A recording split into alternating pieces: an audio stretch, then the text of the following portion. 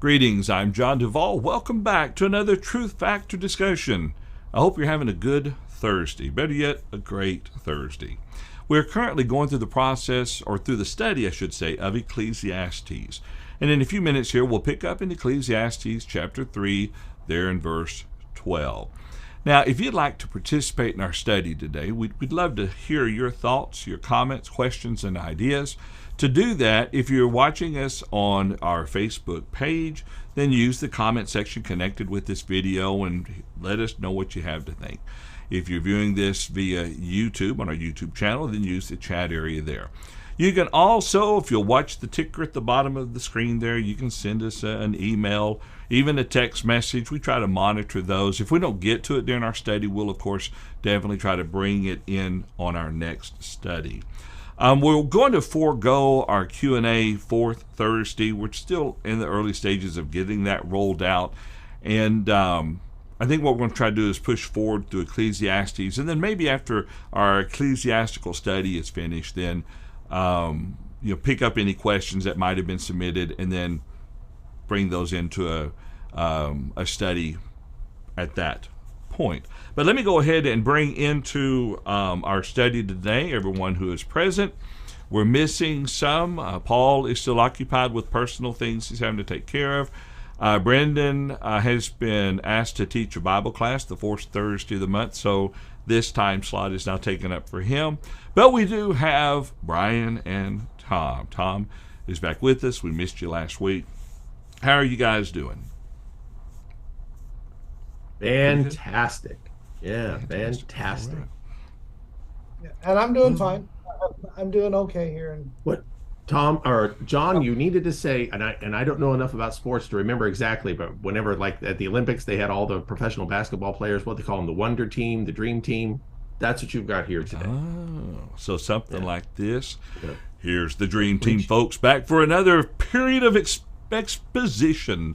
Never mind. Yeah. So. Yeah, prepare to experience your nightmare. None of us are radio broadcasters, are we? Well, I've got a face for radio. But. Yeah. Well, I got hair for TV, but face for radio too. So let's go ahead and jump into our study. Let me see who's with us in the chat room. We've got Michael Davis has joined us. Chris Kramer has joined us as well. Is it Eileen Haynes? Eileen Haynes. Yeah. Eileen Haynes. One of my two most favorite women in the world. All right. Very good. And we may have others. And if you'd like to say, hey, I'm here, tell us where you're from, that'd be wonderful. We'd love to know, love to be able to say hey. But let's go ahead and get into our study. Last week we were let's back up to verse 9. And Brian, if you would go ahead and read verses 9 through 15, I believe. And then we'll kind of continue the discussion there and then continue forward from that.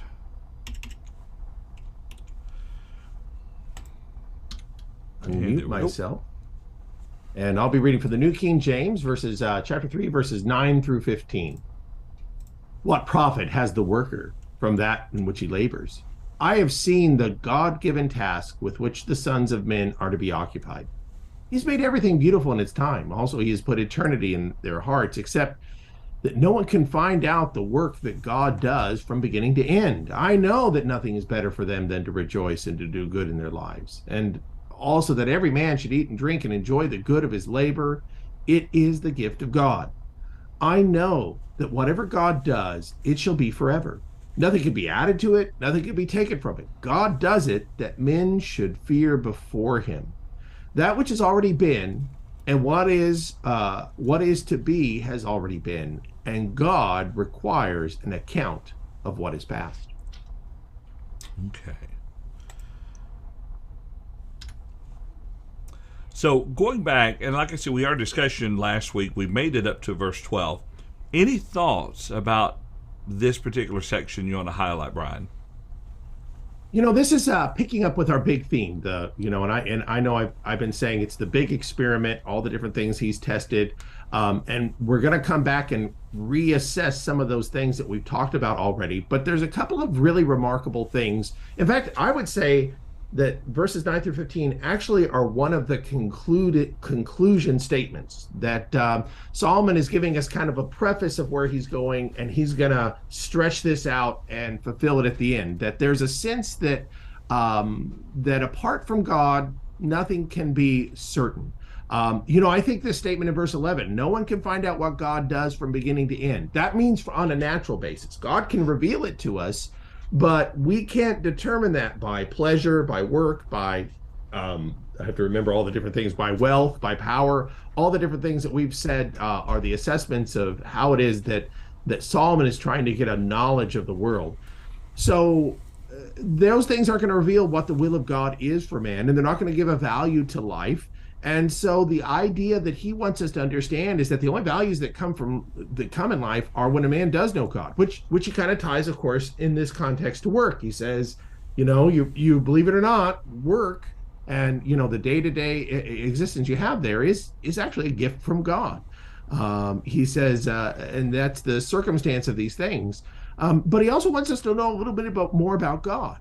Everything man does is finite. Everything we are is finite. No matter how hard we work, it's finite. But everything God does is eternal, has a concept that's beyond us. And I mean to say that God has a purpose that's far beyond anything we can say or do. Verse 14 hits this, and he wants men to figure this out and to have a sense of the trepidation between God and man.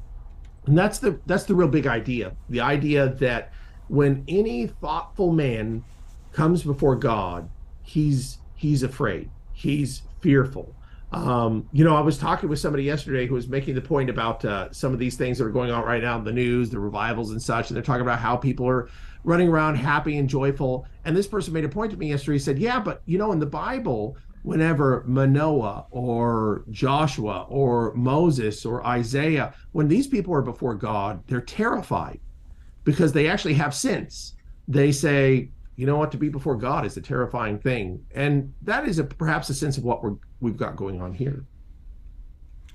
That's a good point.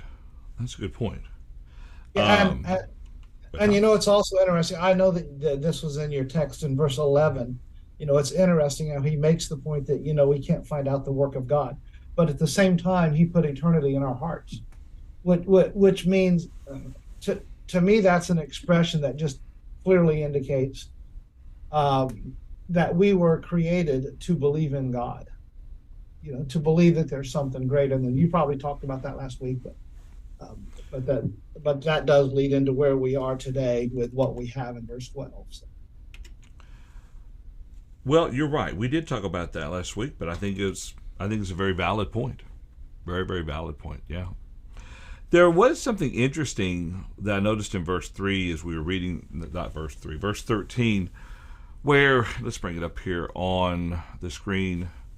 He makes a statement here, and also that every man should eat and drink and enjoy the good of all his labor. So 2 words there, good, and then the word labor, all right? So when we think about Adam and Eve, when they had to, Adam ended up having to not just care for the garden, but he would later end up tilling the garden, laboring there in the garden. He says by, the phrase, by the sweat of your brow, you will labor and toil all the days of your life, making it sound like a very hard existence, and rightfully so, compared to what they had in the garden. But Solomon is kind of looking at this as the labor, and the result of that labor is a gift from God. Someone says, man, I've worked hard all my life so that I could live. I have earned everything. Well, maybe you view it that way. But the ability to labor and the ability to profit from your labor all of this should be considered as a gift of God. I'm looking at verse 13 there. Yeah, it's a great point, Tom. Or John. Go ahead, John. So sorry. No, you go ahead. Oh, no, I was just going to say, it's a great point. It's interesting, back in chapter 1 and verse 13, he said that work is the burdensome task that God has given. And now he's coming back and saying, but you know what? That's kind of what our life amounts to in the end, Yeah. Now, let's be very clear. His big idea is work's not enough. We recently saw a movie, A Man Called Otto. I don't recommend movies. I'm not sure I'd recommend this one, but one of the ideas was this man works all of his life and then they let him go at the end. And the idea kind of is he has nothing to show for it, that there's all these labors have nothing that's substantial or long term. And that's kind of Solomon's point. Work's not going to give you something that leaves a legacy, that gives you value, but it gives you value every day. It's the day-to-day thing that you have. And we might contrast that with being a New Testament Christian and the idea of the personal work that we do. Ephesians 5:6, husbands, love your wives, wives submit to your husbands, parents, children, employment, servants, masters, employers. These day-to-day relationships are where our the value in our day-to-day life is going to be found. And certainly those are the things that measure our service to God as well. So it's kind of important to understand, don't miss the important things that are right in front of you every day by falsely seeking legacy and accomplishment. All these things that Solomon says are vanity. They don't work. You can seek it and maybe never get it. If you get it, somebody else will take it. These are the points that he wants us to understand, that there's no legacy value. There's no meaning of life in work, but there is something that we can find in that day-to-day enjoyment of it. Yeah, good point. Exactly right. And another thought that comes to my mind when I think about this verse is he says, eat, drink, and enjoy the good of his neighbor or his labor. Understand, I sincerely believe God wants us to enjoy life to the best of our ability. Vacations are not wrong. A day off is not wrong. A hobby is not wrong. Provided it is done with balance. I mean, you've got to keep your perspective in mind. And again, it should not be your pursuit. But nevertheless, if it is there, it's a blessing from God. Use it. Now, think about that in contrast with our society today. It almost seems like we're living in a society, the way that things are right now, if you are prosperous, you're supposed to feel guilty about it. Shame on you because there's that poor guy that has less than you, and you ought to be thinking about that person instead of enjoying yourself doing something. And our society wants to guilt us in things like that. I realize there's times when we go overboard, and that's the point that Solomon's been dealing with, the vanity of making these things your pursuits. But at the same time, you know what? If you worked hard all your life and you're able to retire comfortably, don't feel guilty because of that. Be thankful that you're able to do that. Don't forget about the fact that there are others who are less fortunate. And if your perspective is what it ought to be, you have opportunity to help somebody, you're going to. But at the same time, enjoy what you have and make the best of it. Attitudes are so important in our lives. That there's two different perspectives where attitudes are concerned. You have the people that have the types of attitudes that you enjoy being around and you look forward to being in their presence. And then you have the other person that walks in the room and you grit your teeth if you have to deal with it, or if you can, you run to the hills. You find a way. You find a way to get out because they've got this sour disposition about they're miserable and they make everybody around them miserable. Enjoy life. Enjoy it within the bounds that God has blessed you. That's just some thoughts. Exactly. Well, let's bring in a couple of thoughts from the chat room. Michael has submitted some. Mike, it's good to see you. Hope things are going all right for you was it Orleans, Indiana? Is that right? Let's see. Michael says first, if it requires man's wisdom to complete God's word, his church, his work, etc., then God is incomplete and man is the superior. That just won't work. And then Mike chimes in and says, took Solomon some time to learn that truth. And, in the context of what we're talking about, and that's exactly right. We know that the Lord gave Solomon much wisdom, but I believe a lot of what we read here while it may have come from that given wisdom, it probably came from life experience as well, especially the way that he words the text here. And then one more, even in Solomon's Proverbs, terms like slugger, idleness, etc., show the need for righteous men to work. Absolutely. That's exactly right. Even preachers. All right, let's see. Let me come back to everybody. Any thoughts or comments about that before we continue? It's a good point. Good point, Mike. Appreciate it. One more interesting thought. I just like this verse, and then we'll move forward there in our study, where he says in the text there, that which is has already been, and what is to be has already been. And here's the important part. And God requires an account of what is past. So, something to think about. What you do today may go to someone else tomorrow and may seem like vanity, but you'll still have to give an account of it to the Heavenly Father. And that's very crucial to remember. All right. Any other thoughts or comments before we look at the next section? Take a moment. If you have any thoughts for us, let us know. You can drop in your thoughts on as a comment to our Facebook video or chat area in our YouTube video. You can do that as well. Or send it to us through email. We'd love to hear from you. Let us know what you have to think. And our email address is questions@truthfactorlive.com. Questions@truthfactorlive.com. All right. Let's go ahead and look now at the next section. Let's see, Brian, you read that first one, didn't you? All right, Mr. Tom, let's take a look. Let's start with verse 16, and let me see how far down I want to go. Let's read down through...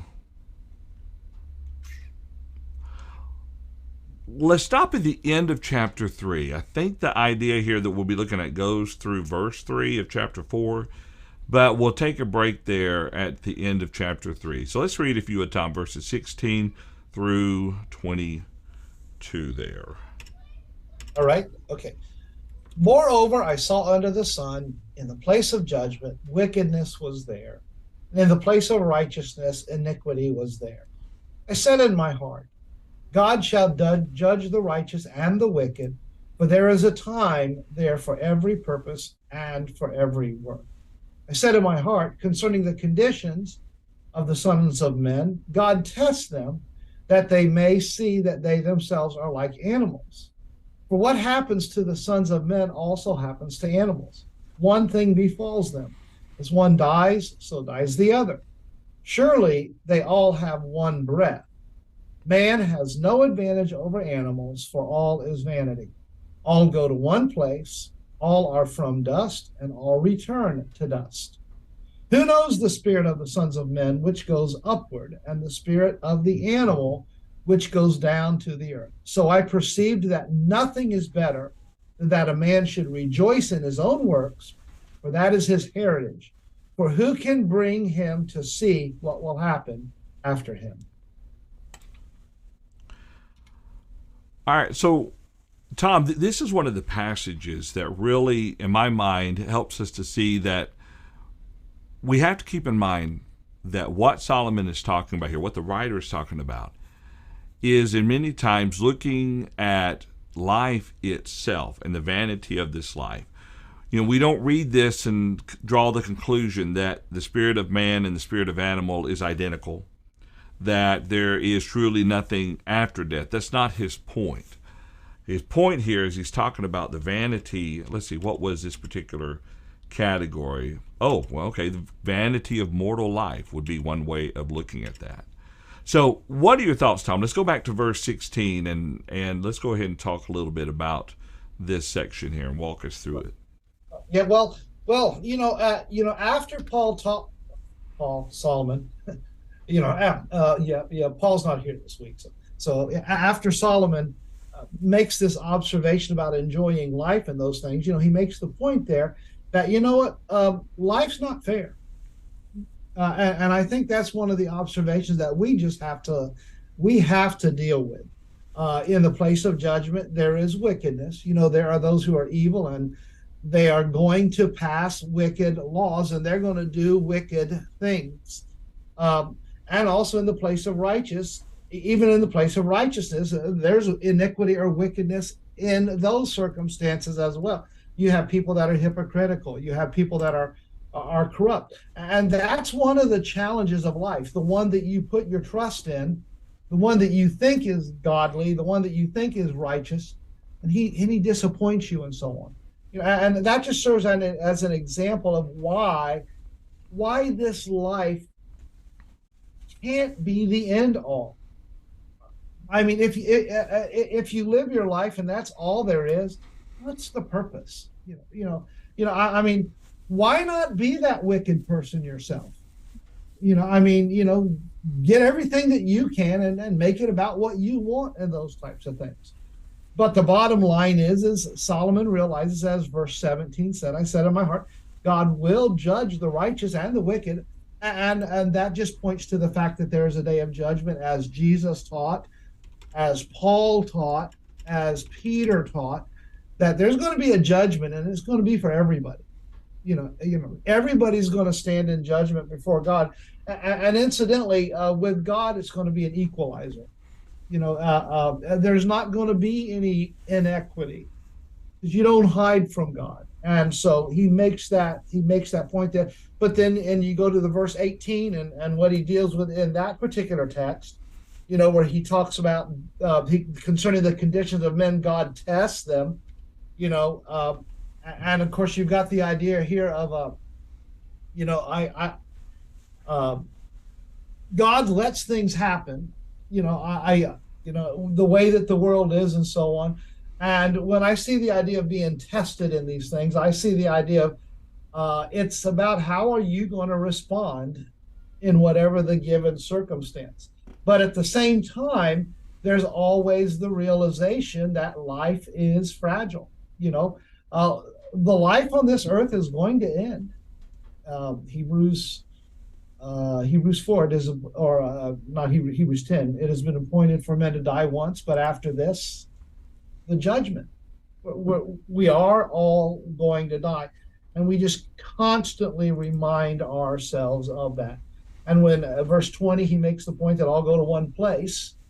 By the way, he's not saying that there is no eternity. He's just talking about physically the body is going to decay. And by the way, that's true whether you are an animal or whether you are a human being. Any living thing, when it dies, it goes back to the earth. An interesting statement in verse 21, who knows the spirit of the sons of men, which goes upward. And I think there you have Solomon acknowledging that when we die, we're not done, that our soul is going to go somewhere. And then he talks about the spirit of animal, which goes down to the earth. By the way, I think that answers the question, will there be animals in heaven? Am I going to greet my puppy or my cat when I get to heaven? Based on this text, that's not what heaven's about. And I know that might not be what people want to hear, but that is the reality of it. And that's why he makes the point that I perceive that there's nothing better. Again, deal with life, take it a day at a time, and make the best of your day. And that starts with disposition. That starts with attitude. You can determine how good or how bad your day is going to be to a degree. I mean, things happen, but the way you handle it, you can determine how good or how bad it's going to be. So that's kind of my take. Okay. Brian, do you have any thoughts on this? Other than your side comment about cats and dogs. Yeah, I did say to Tom in our side chat that, Tom, there could be dogs in heaven, but I know for sure there won't be any cats because it's heaven. So well, what? I forgot about that. That there was sin can't dwell. About that years ago, a cartoon. That's right. There you go. So I guess that has to be true because Hollywood wouldn't put anything false. Yeah, but let's be clear: no cats, no cats. Tom, it's interesting what you said about verse 21 because that's actually one of the clickers for me to think about.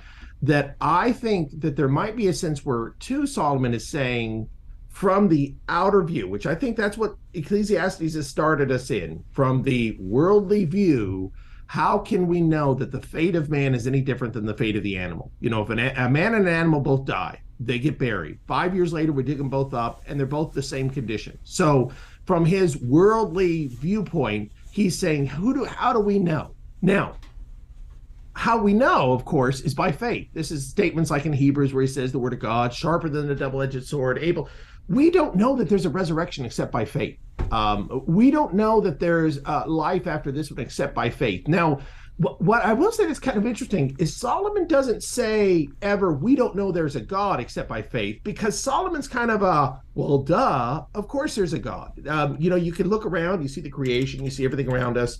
There's no question that there's a God. And what I think is interesting is that that's even the debate today for some people. I don't think there's a God. Well, where do you live? Because somebody made it. How does the world order itself? Well, something did all of that, and we know that there are some extreme answers that when you think about them, after a while you realize these are really ridiculous answers as to how a world could get here without God. Solomon doesn't even question that there's a God. He doesn't even question it. He questions whether or not there's meaning to our life, and of course, like I said, our connection of God in the afterlife seemed like a finished conclusion, but it's only because we have the word of God that tells us these things. So Solomon's perspective might be in verse 21, if I don't have God promising me that there's something greater than this, if I don't have a message from God, then I have zero proof that there's anything after this. And that's where it's important that we understand that our promises are by faith. We that word gets used a lot, right? Because that's everything. We don't have I don't know about you guys. I didn't get the magic email when I became a Christian, or of course at that time it would have been a telegram. I didn't get the magic message when I became a Christian that said, hey, here's your ticket in. It was all faith.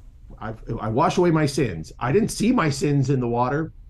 It's by faith, and I'm a child of God now. I didn't get a document, a birth certificate. It's by faith. And so Solomon's point is, without faith, without this message from God that tells us things, how do we know? How do we know we're any different than an animal? And truth be told, we don't. That's where, it's going to be this sense of, that we have to have a purpose, because he says, not only if we don't know that, he says we're worse off than animals because we know it.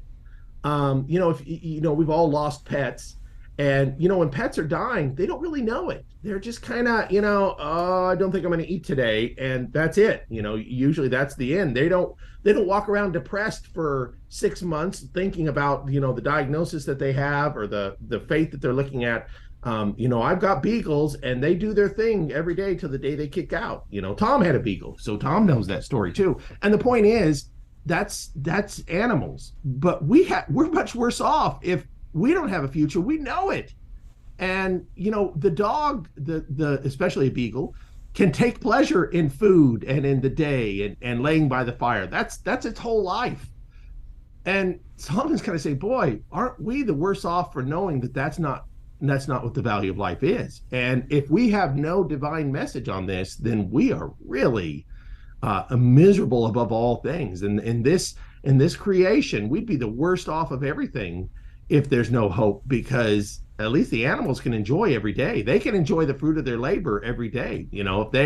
If they dig out, when they dig out the hole in the ground and sleep in it, they enjoy that, and that's their contentment, and they're satisfied, and they don't think about the end of their life.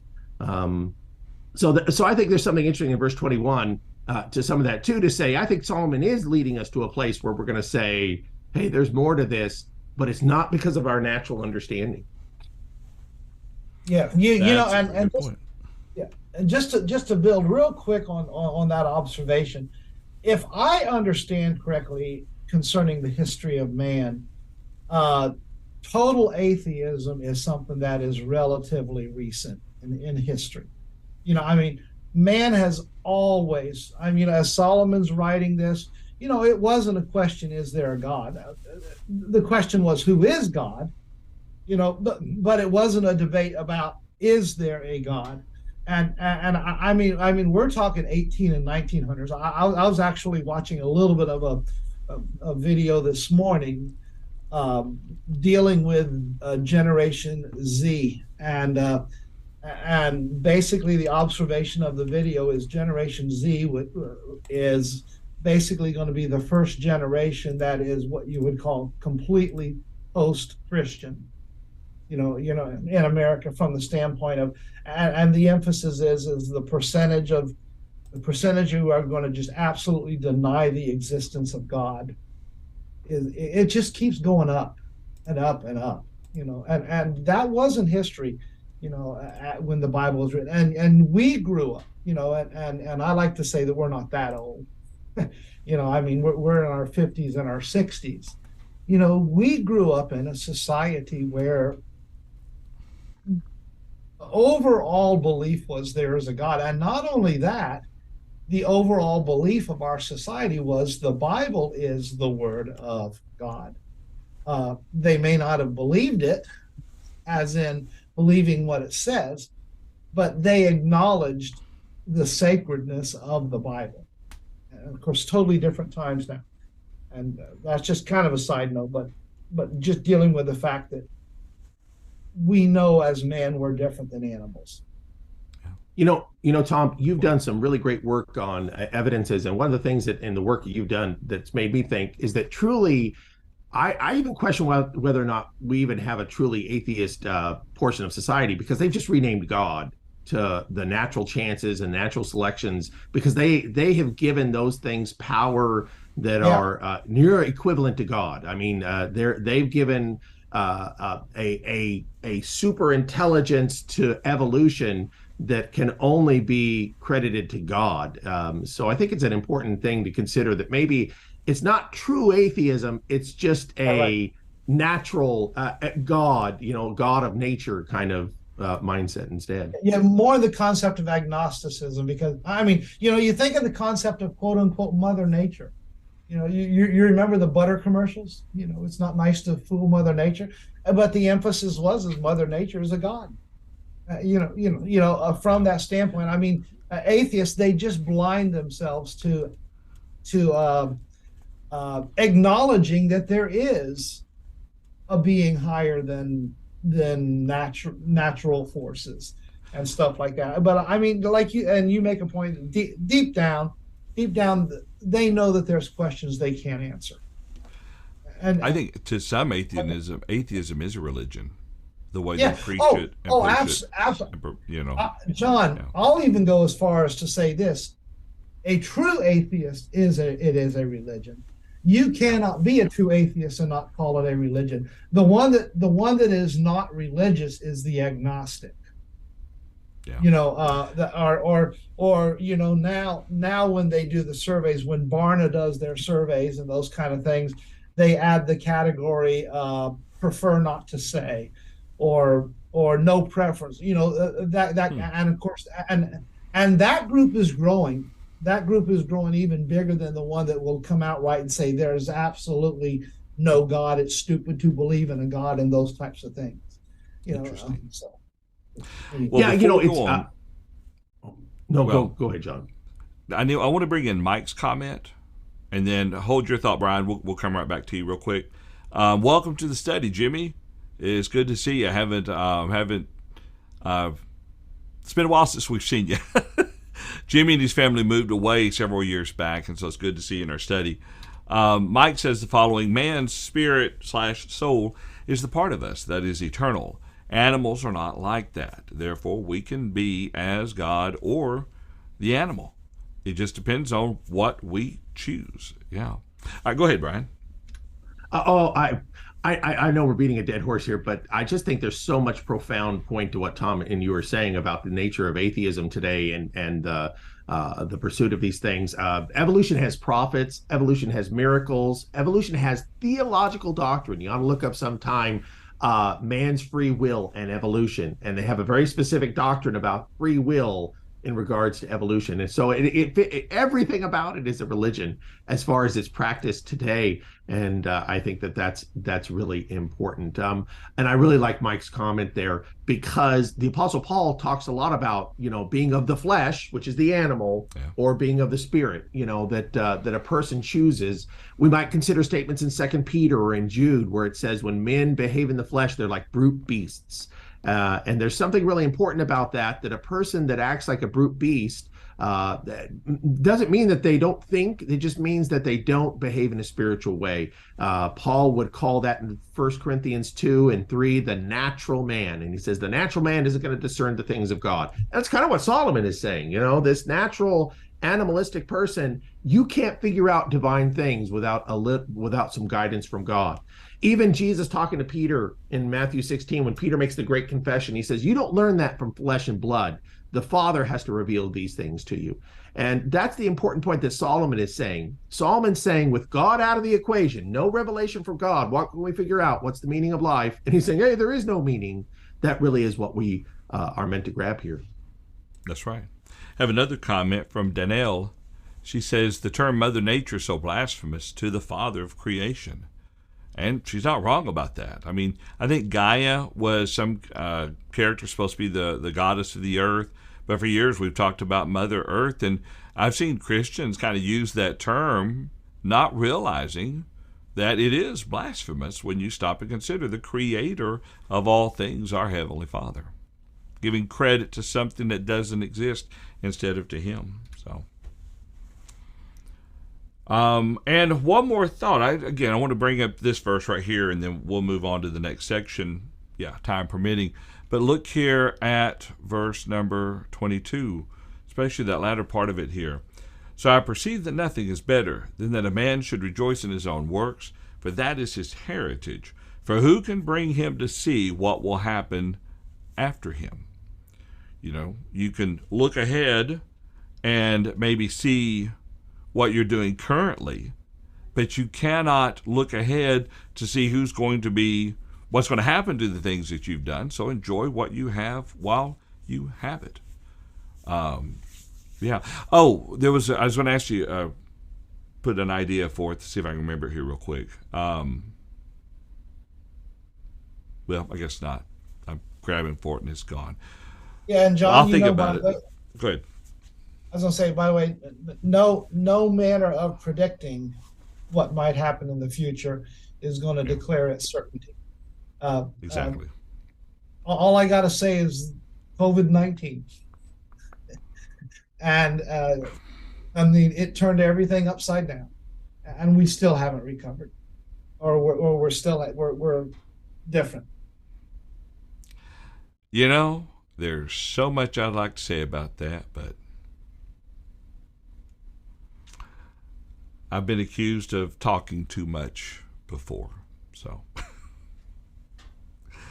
let's see. What was that one thought? It had to do with what we were discussing here in relation to Solomon's point. Okay, it'll come back to me later. Well, let's go ahead to the last. I say to the last. Let's go to the first 3 verses. And Tom, if you want to go ahead and finish reading it out there, and then we'll talk about it in the time we have remaining.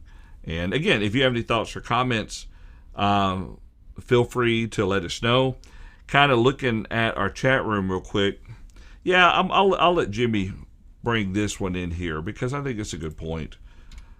Jim says, COVID-19 showed lots of Christians and churches real faith, both good and bad, you know.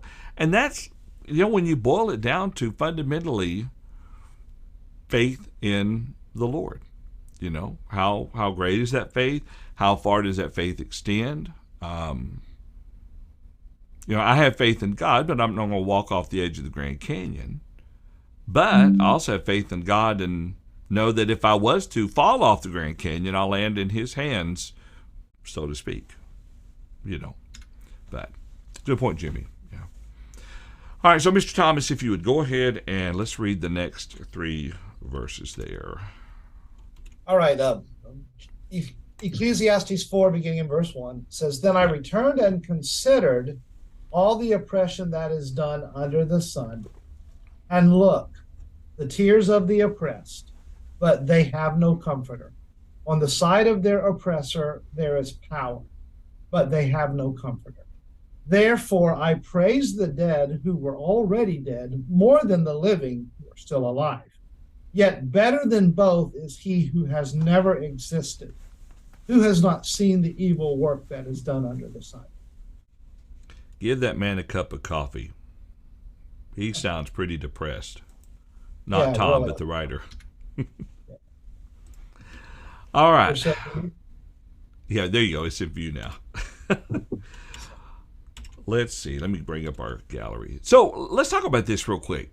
Again, you got to keep everything in perspective. What is Solomon's point? What's his goal? Okay. And he does sound very oppressed because he said, or not oppressed, but depressed. Then I returned and considered all the oppression that is done under the sun. This is what I was thinking about a while ago. When people oftentimes ask the question or make the statement, well, if God really existed, then explain to me why people suffer. You know, why do babies die? Why do people go hungry? Why are they oppressed if God is truly real? And Solomon addresses that. He kind of talks about that. He makes the point that, yeah, these things happen. These terrible, bad things happen. Matter of fact, it probably would be better for someone not to have been born.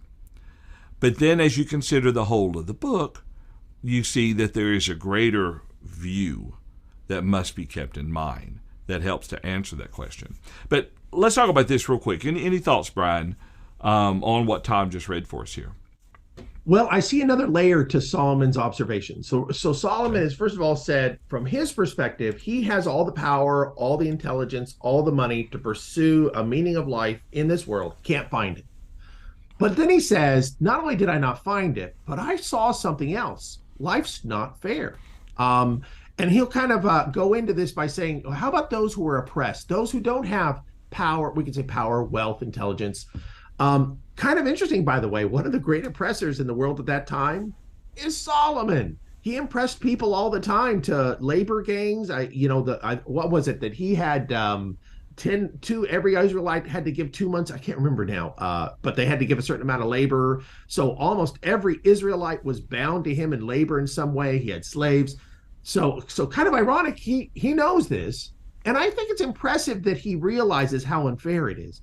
But the point is that not only is there no meaning in life, but he says there's actually a negative meaning if life's not fair to you. And we could throw out all the things Solomon could include in this. You can be oppressed by people. You can be oppressed by money, financial problems, poverty. You can be oppressed by health. In other words, if you're lame, if you're blind, if your circumstances or health are bad, there's all these different things that oppress, that make life unfair. So now he says, and life's not even fair for everybody. And if that's the case, you know what?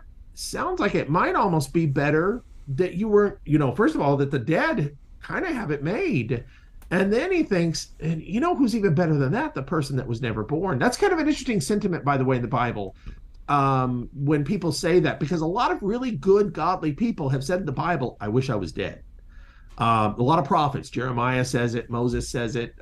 Even Jesus says, I'm grieved unto death. Not necessarily the same thing, but the point is that this idea, Job will say, it would have been better if I'd never been born. That there's a sense where when people are suffering, they start thinking, if I'd have never been born, I feel like things would be better.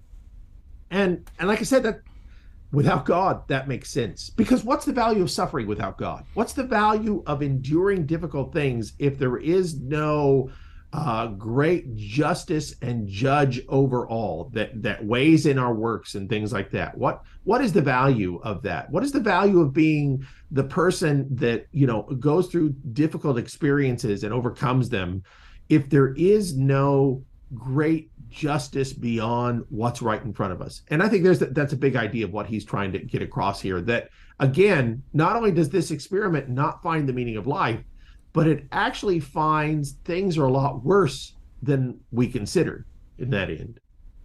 Yeah. Building on that point, Brian, when I think about this world the way it is right now, I'm restraining myself with the word I want to use to describe the way the world is. I mean, this world is a pretty bad place right now. I mean, wickedness just, it's everywhere. And it's going to get worse unless something changes, just the direction that we're headed. And there's just a lot about it. Again, you don't want to be negative from the standpoint of, you don't want to have that dour negative disposition, but you've got to be real. And that's why, as Paul said in 1 Corinthians 15, if in this life only we are, let's see, whatever it is, we are all men most pitiable. If in this life only we have hope, we are of all men most pitiable.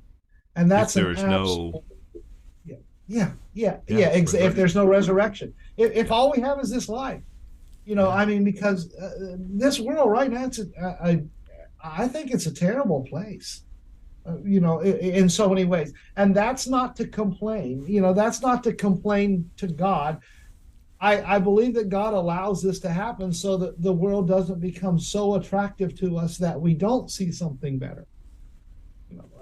Now, the other thing, and the point that was made in the text that we need to think about, Solomon makes that point. It was better yet is not to have been born, and I could see the truth of that from the standpoint of, the one who's never born, that one's not going to face eternity,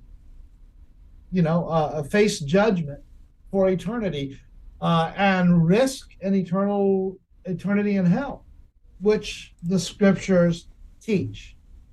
But it's interesting. As Solomon writes that, it doesn't apply to anybody that he's writing to. And I have to think about that. I can say all day long, I wish I was not born, but I was. And I have reached an age of maturity where I can reason. And so life is what it is. And I have to deal with who I am, and I have to deal with my eternity. So I need to do that.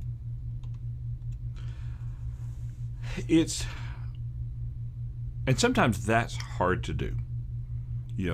From Absolutely. Yeah.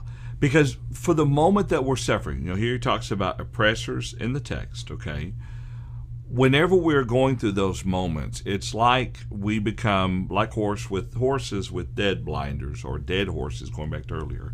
You got blinders on, and you can't see the good. You can't see the blessings. You can't see everything else. All you see is the bad that's currently going on, whether it's evil or not, or it's just the way things are going in our life that are not going the way we want them to.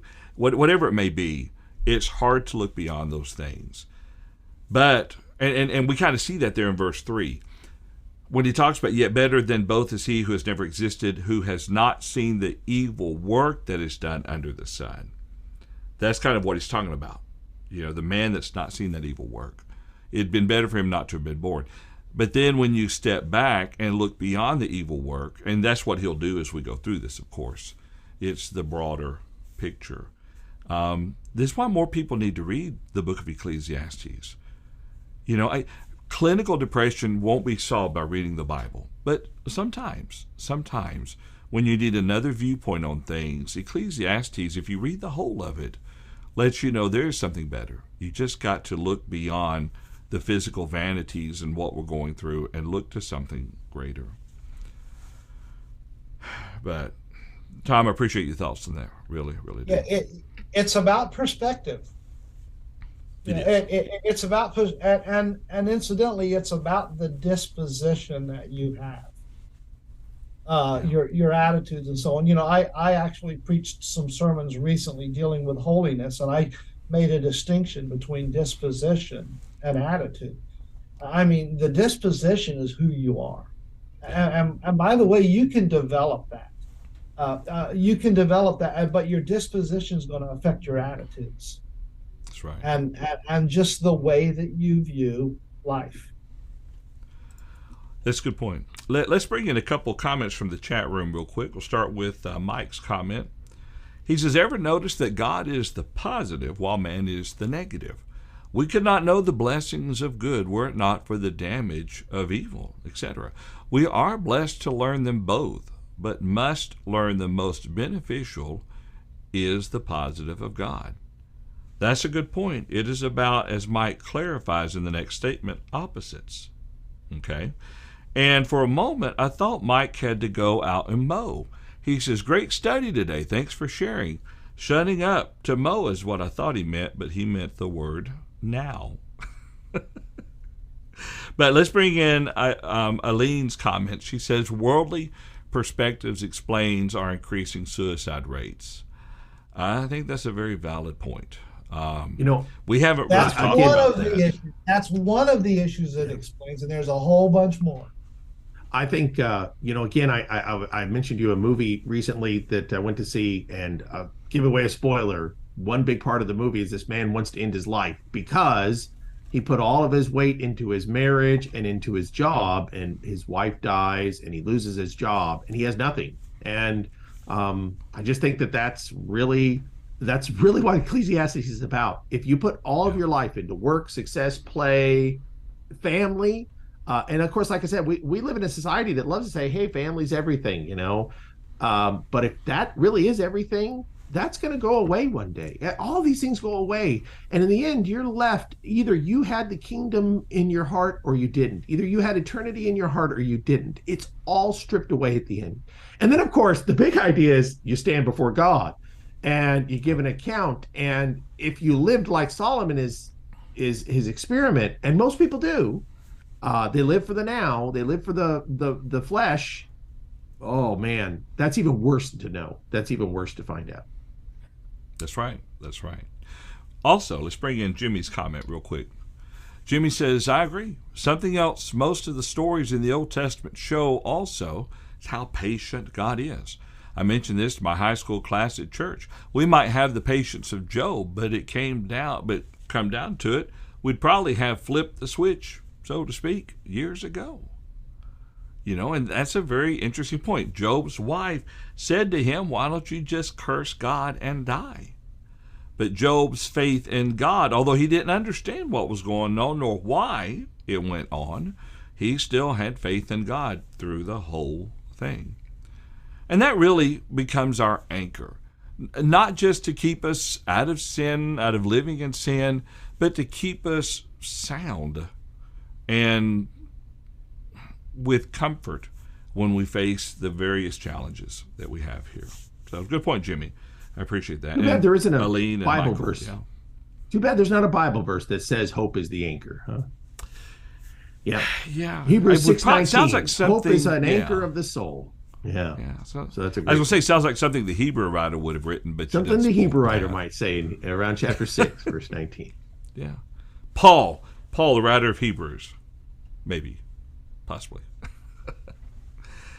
But it's a good point. Oh, do we really want to go there? No.